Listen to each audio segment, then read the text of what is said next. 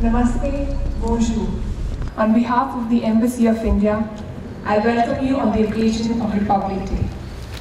As we all know, the Constitution of India came into effect on 26th of January 1950. And today, we are celebrating our 74th Republic Day.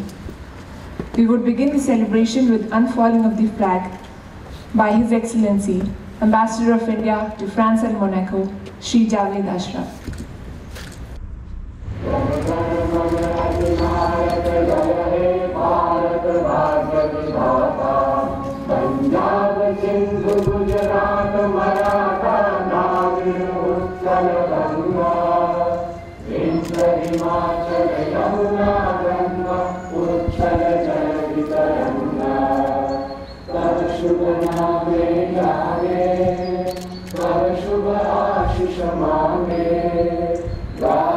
तब जय गाथा जन गण मंगलदायक जय हे भारत भाग्य विधाता जय हे जय हे जय हे जय जय जय जय हे.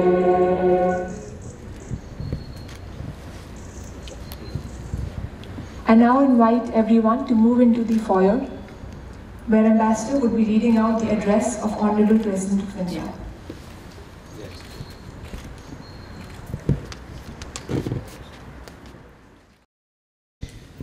On the eve of the 74th Republic Day, I extend my heartiest greetings to every Indian at home and abroad. We will now enter the 75th year as a republic. From the day the Constitution came into effect to the present day, it has been an amazing journey that has inspired many other nations. Every citizen has reason to be proud of the Indian story. When we celebrate the Republic Day, we celebrate what we have achieved together as a nation. India is, of course, home to one of the oldest living civilizations.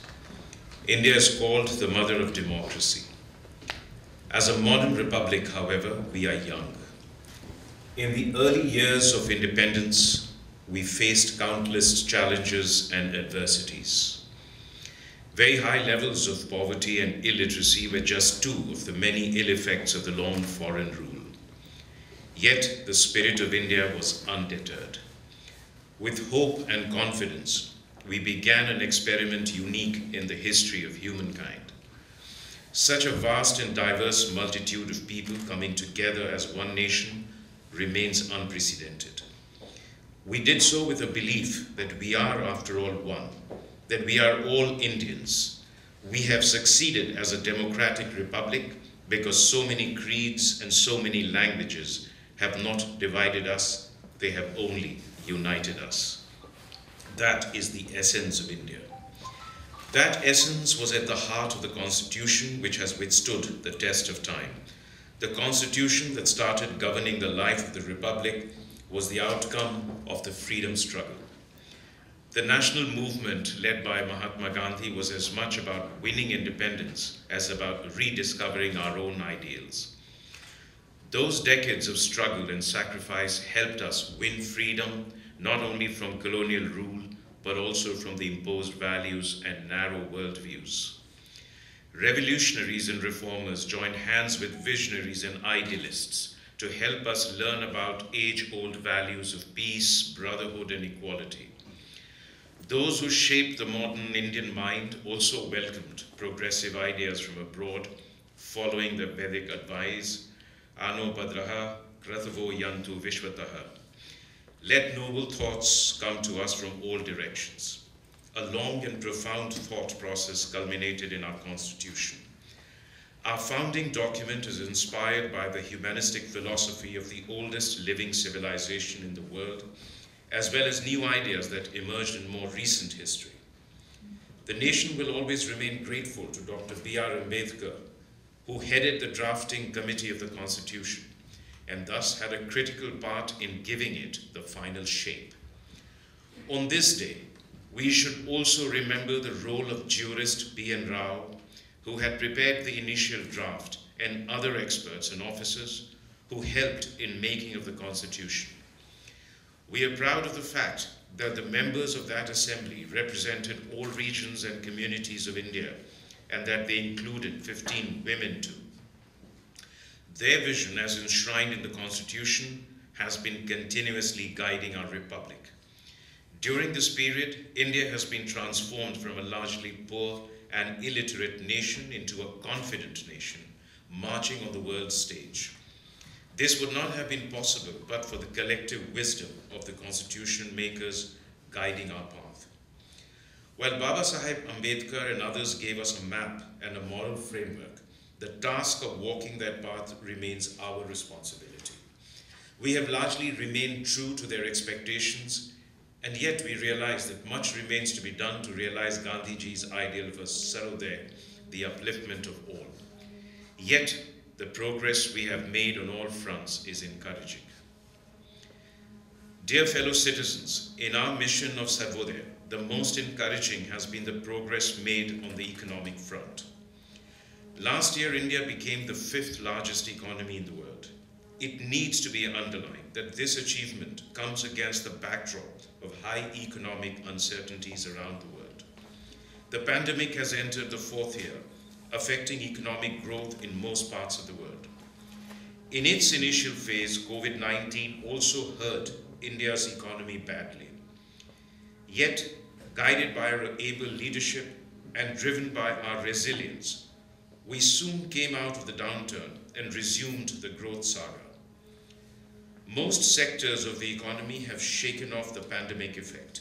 India has been among the fastest growing major economies. This has been made possible by timely and proactive interventions from the government.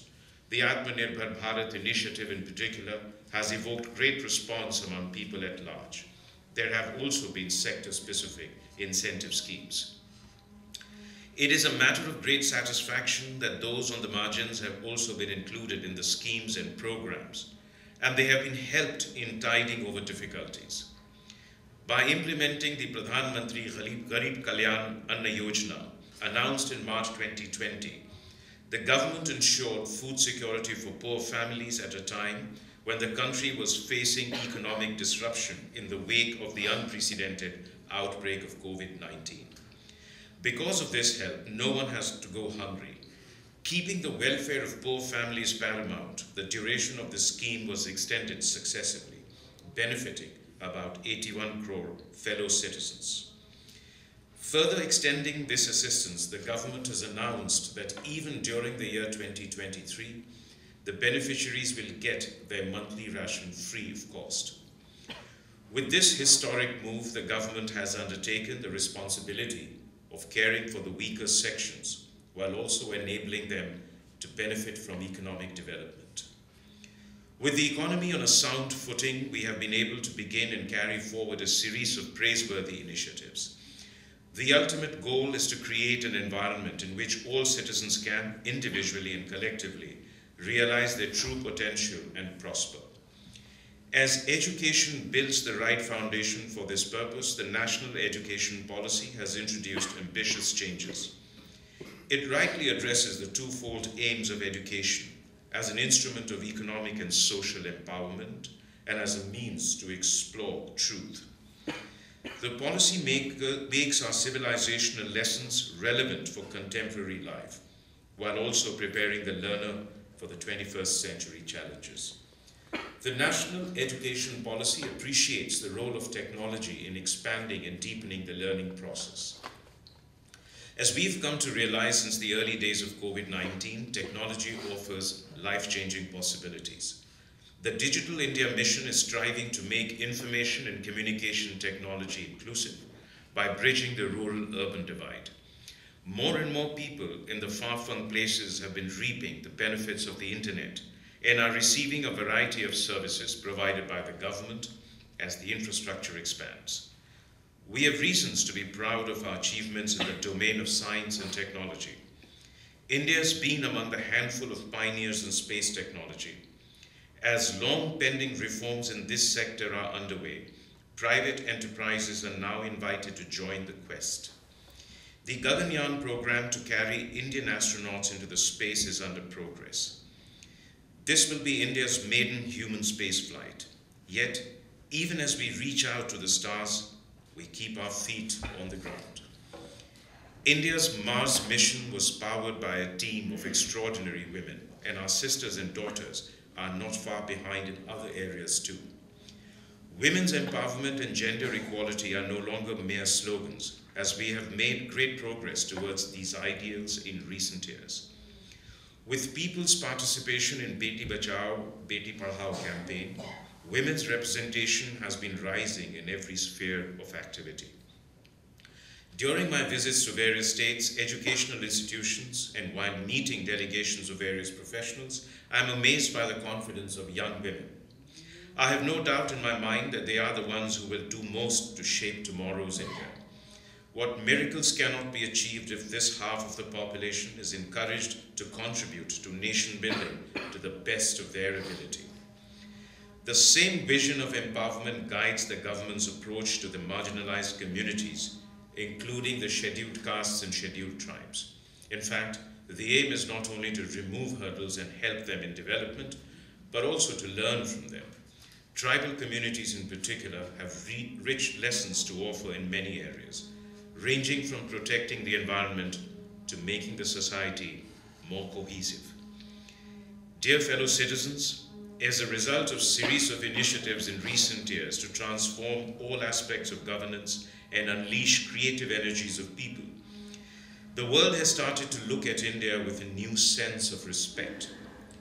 Our interventions in various world forums have started making a positive difference. The respect that India has earned on the world stage has resulted in new opportunities as well as responsibilities. This year, as you know, India holds the presidency of the Group of 20 Nations. With our motto of universal brotherhood, we stand for peace and prosperity of all. Thus, the G20 presidency is an opportunity to promote democracy and multilateralism and the right forum for shaping a better world and a better future.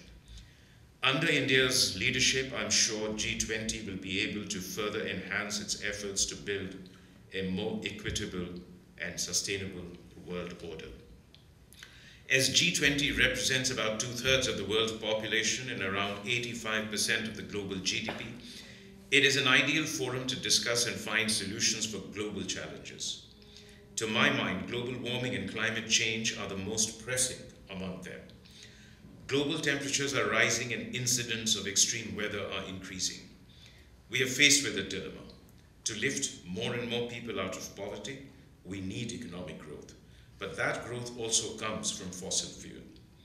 Unfortunately, the poor bear the brunt of global warming more than others. Developing and popularizing alternative sources of energy is one of the solutions. India has taken a commendable lead in this direction by giving a policy push to solar energy and electric vehicles. At the global level, however, emerging economies need a helping hand from advanced nations in the form of technology transfer and financial support. To maintain the balance between development and environment, we have to look at the ancient traditions with a new perspective. We need to reconsider our basic priorities. The scientific aspects of traditional life values have to be understood. We must once again rekindle that respect for nature and humility before the vast universe. Let me state here that Mahatma Gandhi was the true prophet of our times, as he foresaw the calamities of indiscriminate industrialization and cautioned the world to mend its ways. We need to modify our lifestyle if we want our children to live happily on this fragile planet. One of the changes suggested pertains to food. I'm happy to note that the United Nations accepted a suggestion from India and declared 2023 as the International Year of Millets. Millets were essential ingredients of our diet, and they're making a comeback among sections of society. Coarse grains like millets are eco-friendly as they require less water to grow, and yet they provide high levels of nutrition. If more and more people turn to millets, it will help conserve ecology and also improve health. One more year has gone by for the Republic, and another year commences. It has been a time of unprecedented change. With the outbreak of the pandemic, the world has changed within a matter of days. During these 3 years, whenever we have felt that we have finally put the virus behind, it raises its ugly head. However, there is no need to panic because we have learned in this period that our leadership, our scientists and doctors, our administrators and corona warriors will make every possible effort to meet any situation. At the same time, each of us has also learned to not let our guard down and remain alert. Dear fellow citizens, generations of people working in different fields deserve praise for their invaluable contribution in the development story of our republic so far. I commend the roles of farmers, workers, scientists, and engineers whose combined strength enables our country to live up to the spirit of Jai Jawan, Jai Kisan, Jai Vigyan, Jai Anusandhan. I appreciate every citizen who contributes to the nation's progress. I also convey my greetings to our diaspora, the great ambassadors of India's culture and civilization. On the occasion of the Republic Day, I convey my special appreciation to our Jawans who guard our borders and are ready to make any sacrifice for the country. I also express my appreciation for all the brave soldiers of paramilitary forces and police forces who provide internal security to their fellow citizens. I salute all the brave hearts of our armed forces, paramilitary forces, and police forces who laid down their lives in the line of duty. I convey my blessings to all the dear children for their bright future. Once again, I extend my best wishes to all of you on this Republic Day. Thank you. Jai Hind, Jai Bharat.